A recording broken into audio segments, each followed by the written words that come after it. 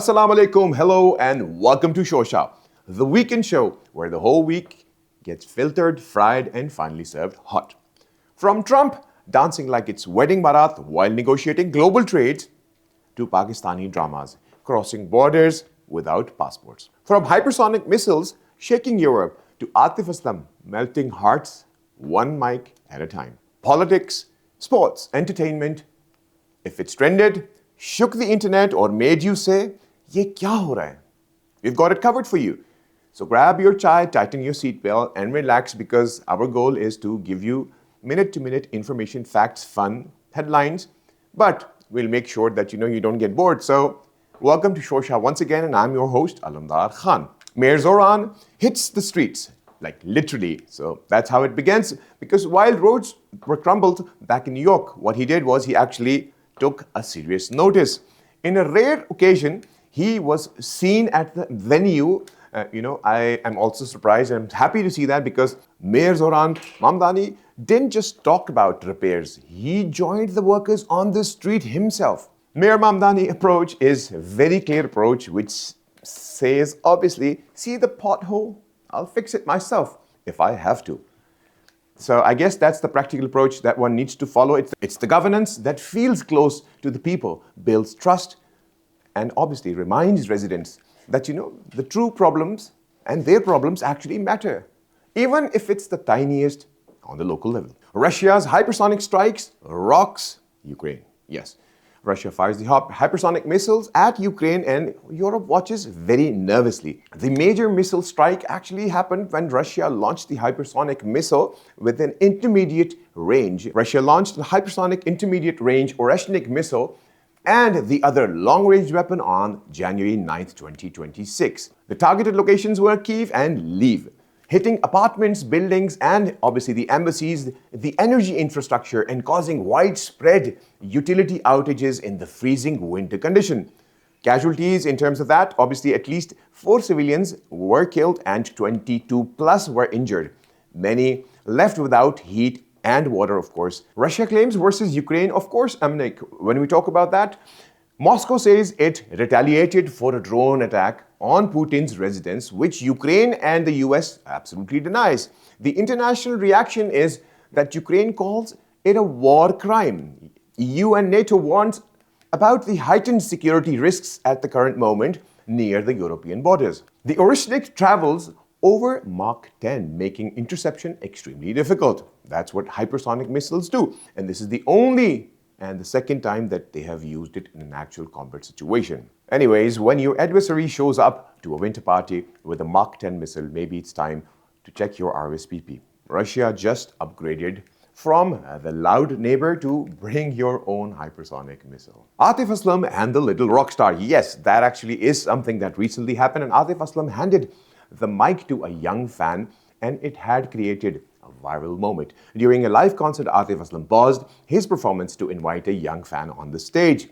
He let the child sing Adat. Obviously, if I were there, I would have done the same, but that's one of our 100% favorite songs. So Adat was the iconic and the most emotional tracks that was actually produced by him back in the times, and the young fan actually sang it very confidently, and the crowd cheered and everybody loved it. And the video clip of Atif Aslam actually went viral on Instagram, TikTok, and X, of course, and the fans is calling it actually one of the most wholesome and emotional moment, and everybody's loving it. And I think that's the praising part for Atif Aslam's, humanity and the encouragement that he actually gave to the young lad. Like I said, if it were you, you would have done the same. But yes, of course, we would have definitely focused on Adat.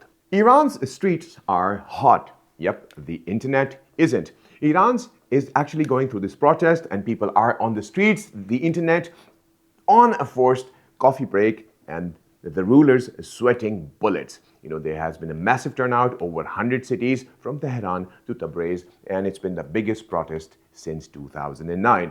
The protesters demand shouts to death to the dictator and calls the Shah's son Raza Pahlavi. The protesters demand the shouts of death to the dictator and calls for Shah's son Raza Pahlavi to return.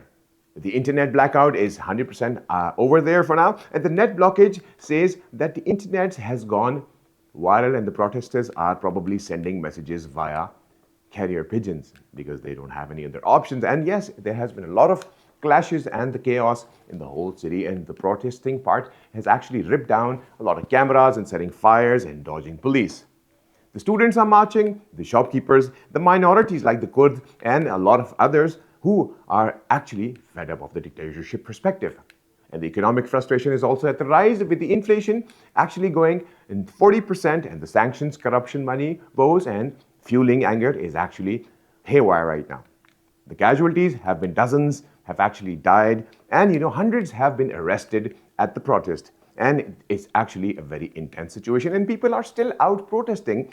And the internet is definitely taking a nap because you don't see a lot of things focusing on this particular news, because I think they're trying to control it as much as they can. This is what usually governments do. But the whole idea is not to create the chaos, to control the chaos. Pakistan's police officers are heading to China, Beijing. And yes, the police college is the place that they are now going to focus on the AI-powered law enforcement skills.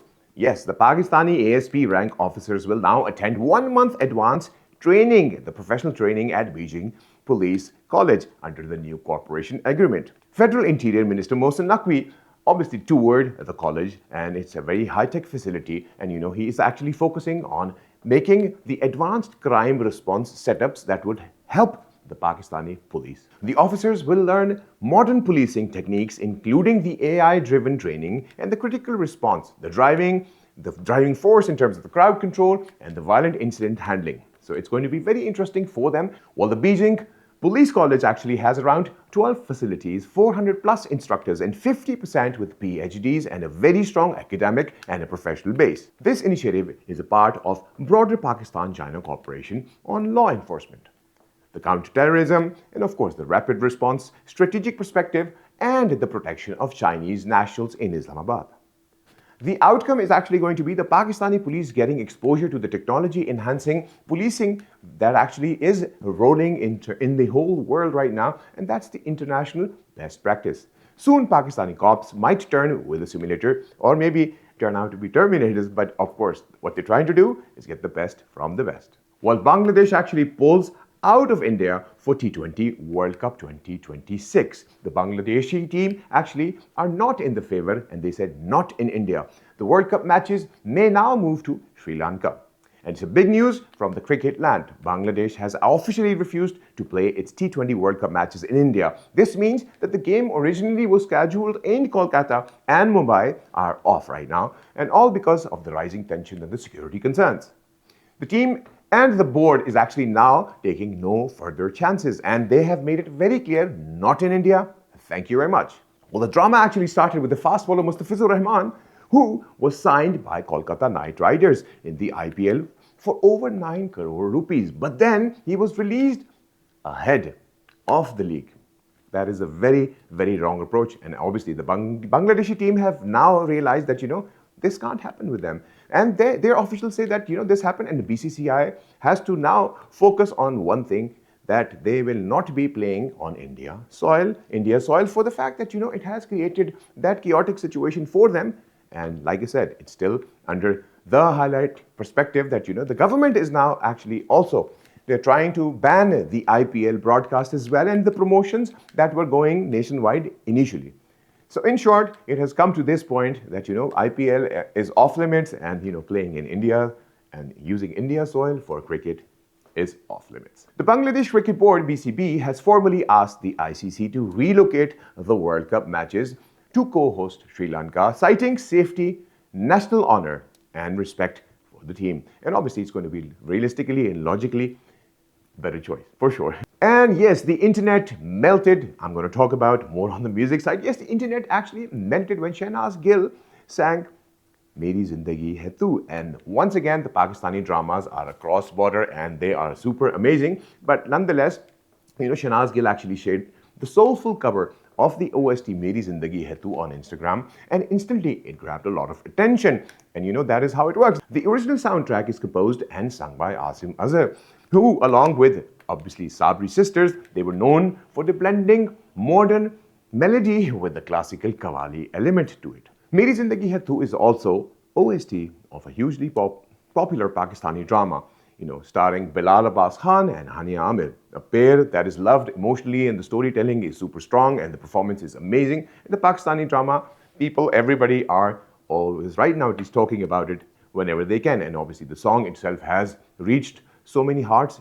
Obviously, it is aligned with the drama itself. Pakistani drama now enjoys a global fan base because of the relatable stories and the content that they create actually, and the strong writing and the soulful music, of course, because without music, you can't go to where you're supposed to. So I think overall perspective, with this track, of course, it is a personal creation in terms of her perspective, but it hit the right chord, I guess. Trump dance moves. Yes, the diplomacy and the India-US feud, which is currently underway. And Trump's famous rally dance gets laughs, but his trade moves with India are serious business right now. And Trump often dances on stage rallies, even if we talk about even YMCA, obviously by village people, delighting supporters and actually going viral whenever he can. And obviously the critics call him very unpresidential.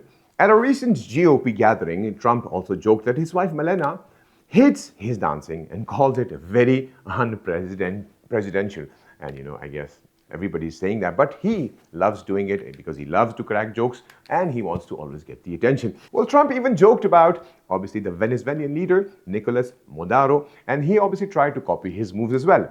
And he obviously tries to make a more dramatic situation. That's his formula, but he always jokes about it and he never focuses on the presidential stuff that he's supposed to. On the foreign policy, Trump also discussed US-India relationship, noting a meeting request from Narendra Modi and describing that the relationship is very good, but trade tensions remain high due to the tariff and the stalled negotiations.